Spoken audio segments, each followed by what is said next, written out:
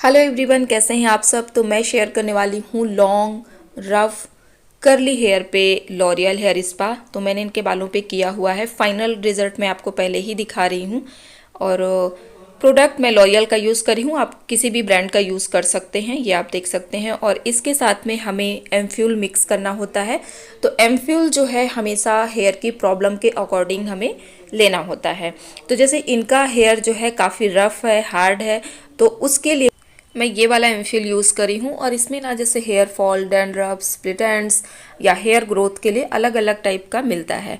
लेकिन अगर आपके पास में एमफ्यूल नहीं है तो उससे भी ज़्यादा बेहतरीन चीज़ मैं आपको बता रही हूँ। स्पा क्रीम आप कोई भी लें, जैसे कि मैं यहाँ पे ये लॉरियल की क्रीम ले रही हूँ। ओके, तो आप किसी भी ब्रांड का ले सकते हैं, चाहे कोई भी हो। और उसके साथ में हमें मिक्स करना है ये हेयर टॉनिक और ये कैप्सूल। इन तीनों चीज़ों को हमें एक साथ में मिक्स करना होगा। तीनों जब एक साथ में मिक्स होंगे ना तो बहुत बहुत अच्छा काम करेंगे। जितनी भी प्रॉब्लम है आपके हेयर में, आपके स्कैल्प में, वो सारी सॉल्व हो जाएंगी। जैसे कि जो क्रीम होती है वो हमारे स्कैल्प को, हमारे हेयर को मॉइस्चराइज करेगी, जिससे हमारे हेयर अच्छे स्मूथ, सिल्की एंड शाइनी होंगे, डिहाइड्रेट होंगे, रूखे रूखे नहीं लगेंगे। टॉनिक जो है ओवरऑल जितनी भी प्रॉब्लम है उन सब को ये सॉल्व करेगा। तो टॉनिक ना बहुत बहुत अच्छा रहता है, इसके बारे में मैं पहले भी बता चुकी हूँ।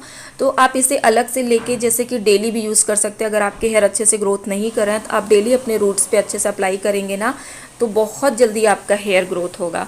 और जो हेयर कैप्सूल है वो हेयर फॉल भी कंट्रोल करेगा और साथ ही साथ हेयर को सॉफ्ट एंड शाइनी बनाएगा।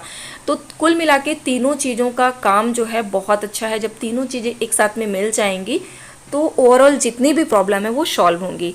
तो यहाँ पे देखिए इस तरीके से आपको जो है ऊपर से लेके पूरे एंडिंग तक अच्छे से क्रीम को अप्लाई करना है और मल्सीफाई करते हुए चलना है। इस तरीके से पतले पतले मीडियम से सेक्शन आपको लेना है। साथ ही साथ मैं अपनी स्टूडेंट्स को भी सिखाते हुए चल रही हूँ, क्योंकि उनकी भी प्रैक्टिस होना ज़रूरी है। तो पूरे हेयर पे मैं ही करने वाली हूँ, बट उनको थोड़ा थोड़ा सा प्रैक्टिस कराते हुए चलूँगी। और साथ ही साथ ना कोम भी करते चलेंगे, तो जो भी क्रीम होगी ना एक्स्ट्रा कहीं पे, तो वो जो है अच्छे से निकल के आ जाएगी और आप उसे फिर से जो है इस तरीके से मल्सीफाई कर देंगे। ये देखिए मिक्सिंग अच्छे से करनी है। और इनका जो है आप देख सकते हो गीला होने के बाद, कोम होने के बाद भी हेयर करली करली से दिख रहे हैं। तो ऐसे बालों पे क्रीम ज़्यादा लग जाती है। अगर किसी का हेयर अच्छा सिल्की होता है तो उसमें इतनी ज़्यादा क्रीम नहीं लगती, लेकिन अगर ड्राई और ऐसे हार्ड हेयर होते हैं तो उसमें क्रीम की खपत काफ़ी ज़्यादा हो जाती है। तो क्रीम आप अच्छे से अप्लाई करेंगे, इसमें कंजूसी बिल्कुल भी नहीं करेंगे। जितना भी प्रोडक्ट लगे आप उसमें अच्छे से लगाएं, लेकिन लगा के छोड़ना नहीं कि बस ऐसे ही लगाए और छोड़ दिए, वरना फिर वो अच्छे से काम नहीं करेगा। आप उसे अच्छे से इस तरीके से मसाज करते हुए चलेंगे पूरे बालों पे। अच्छे से 2 फिंगर के बीच में आपको ऐसा मिक्स करते हुए चलना है। तो ये जो चीज़ मैं आपको बताई हूँ कि अगर आपके पास में एमफ्यूल नहीं है तो आप उसकी जगह ये वाला भी प्रोडक्ट ऐड कर सकते हैं, बहुत अच्छा रहेगा। और ये तो सारी चीज़ें इजीली मार्केट में मिल जाती हैं और बजट में भी रहेंगी। टॉनिक कॉस्टली पड़ेगा लेकिन उसका काम भी बहुत अच्छा है। और अगर इसे आप जो है मंथ में एक बार करते हैं, एक ही बार में सारी चीज़ें ठीक नहीं होंगी, मंथ में आपको ये एक बार रिपीट करना ही करना है। तब जाके ना आप देखेंगे कि आपके हेयर भी बहुत अच्छे स्ट्रेट, सिल्की, शाइनी होंगे, हेयर ग्रोथ भी अच्छा होगा और हेयर अच्छे शाइन भी करेंगे। और इस तरीके से ना आपको मसाज ज़रूर करना है। स्टेप्स आप ध्यान से देखते हुए चलिए। हेयर काफ़ी गीले हैं और थिक भी हैं, तो फिंगर को डालते हुए थोड़ा सा ध्यान रखें, वरना एक भी हेयर अगर आपकी फिंगर में फंसेगा, ऐसा राउंड हो जाएगा, हेयर में खिंचाव होगा, तो उन्हें रिलैक्स फील होने के बजाय उनको पेन फील होगा। और इसमें हमें इस तरीके से मसाज देनी होती है कि उन्हें ज़्यादा से ज़्यादा रिलैक्स फील हो। और जब ये वाला मसाज आप करेंगे ना तो ब्लड सर्कुलेशन भी तेज़ी से बूस्ट होगा। मसाज करने का जो तरीका है वो वीडियो में आप ध्यान से देखते हुए चलिए। उसके बाद में ना थोड़े थोड़े से आपको सेक्शन वाइज ऐसा हेयर को उठाना है और हल्का हल्का सा आपको इसको खींचना है। ओके, जब इस तरीके से हम हल्का सा खींचते हैं ना तो एक वाइब्रेशन सी फील होती है, जो कि बहुत बहुत फ़ायदेमंद साबित होता है हमारे हेयर के लिए, हमारे स्कैल्प के लिए। और जब हेयर पे हम करते हैं ना तो हमारा माइंड भी बहुत ज़्यादा रिलैक्स फील करता है। ये देखिए इस टाइप से करना है, अपोजिट डायरेक्शन में नहीं खींचेंगे, इसलिए मैं आपको पास से दिखाते हुए चल रही हूँ कि किस तरीके से पकड़ेंगे। एक हाथ आप सिर में रखेंगे सपोर्ट के लिए और एक हाथ से हल्का सा आपको ऐसा खिंचाव कर, हल्का हल्का सा आपको खींचना है। ये देखिए इस तरीके से। उसके बाद में जो है इस तरीके से रिलैक्स करके चेयर में आप लेटा देंगे और फिंगर को इस तरीके से डाल के हल्के हल्के से राउंड राउंड आपको मसाज देनी है। मसाज बहुत इंपॉर्टेंट है, जितना अच्छे से आप मसाज देंगे उतना ज़्यादा माइंड रिलैक्स फील करेगा, सिर की जो भी प्रॉब्लम्स है वो भी आपकी ख़त्म होंगी। और आप हेयर देख सकते हैं, इनका हेयर काफ़ी लॉन्ग भी है और साथ ही साथ करली भी है, लेकिन अगर ये इसको रिपीट करते रहेंगी मंथ में एक बार तो धीरे धीरे इनके हेयर के जो भी रफनेस है वो ख़त्म हो जाएगी।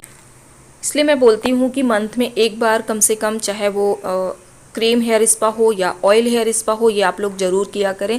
इससे हमारे हेयर को बहुत फ़ायदा मिलता है। और जितना भी आपको प्रॉब्लम होती है कि हेयर ग्रोथ नहीं हो रहा है, हेयर फॉल हो रहा है, तो ये सारी प्रॉब्लम आपको होंगी नहीं। इसके बाद में देखिए इस तरीके से आपको रिलैक्सिंग पॉइंट दबाने हैं। जब ये वाला प्रोसेस हम करते हैं ना तो बहुत ही ज़्यादा रिलैक्स फील होता है लोगों को। इस टाइप से अपने थंब की हेल्प से आपको हल्का हल्का सा ऊपर की तरफ जाना है। स्किन में खिंचाव नहीं होना चाहिए, वैसे तो जो है हल्के से दबाना रहता है और यहाँ पे क्रीम लग जाने की वजह से थोड़ा सा स्लिपरी भी हो जाता है, तो आराम से जो है आपकी फिंगर यहाँ पे चल पाएंगी। ये देखिए इस टाइप से। और शोल्डर में भी हल्का हल्का सा दबाव देंगे। ये सारे प्रोसेस हेयर स्पा के समय पे बहुत ज़रूरी होते हैं। और अगर आप ऑयल मसाज भी अगर अपने हेयर पे करते हैं तो उस पर भी आप ये सारे प्रोसेस ज़रूर करें। और अब ये जो है पूरी तरीके से कंप्लीट हो गया है। लास्ट में आपको इस तरीके से इसको हल्का हल्का सा दबाना है। उसके बाद में कोम करके पूरी क्रीम को अच्छे से हम मिक्स कर लेंगे, क्योंकि अब हमें इन्हें स्टीम देना है। तो स्टीम का जो टाइमिंग है आप 5 से 7 मिनट या 10 मिनट इस तरीके से रखेंगे। तो यहाँ पे देखिए मेरा स्टीमर ऑन है और इनके बालों पे अच्छे से स्टीम लग रही है। अगर आपके पास ये स्टीमर नहीं है तो आप नॉर्मल टॉवेल से भी दे सकते हैं। उसके बाद में ना इस तरीके से हेयर को ओपन करके थोड़ी देर के लिए छोड़ देंगे टेम्परेचर नॉर्मल होने के लिए। उसके बाद ही आप वॉश करेंगे, तुरंत वॉश नहीं करेंगे।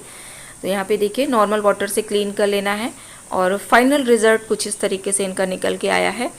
और इनके हेयर तो काफ़ी ज़्यादा लंबे भी थे। आप देखिए जब इनका हेयर कर्ली था स्टार्टिंग में तो मुझे इतने लंबे नहीं लग रहे थे। जब स्पा के टाइम पे मैं क्रीम अप्लाई करने लगी तो हेयर काफ़ी ज़्यादा लॉन्ग लगने लगा और स्ट्रेट लगते हैं ना हेयर, तो देखिए उनकी लेंथ भी अच्छी दिखती है। तो कर्ली हेयर पे क्या होता है कि उनकी लेंथ शॉर्ट दिखती है, जब वो अच्छे से स्ट्रेट हो जाते हैं तो वो एक्स्ट्रा लॉन्ग दिखने लगते हैं। जिनको सेल्फ हेयर स्पा सीखना उसके लिए भी मैं वीडियो अपलोड कर चुकी हूँ, तो वो आप चैनल पे चेक कर लीजिएगा। सो गाइस कैसा लगा आज का ये वीडियो मुझे कमेंट करके आप लोग जरूर बताना। कल मिलते हैं एक और नई वीडियो के साथ में, तब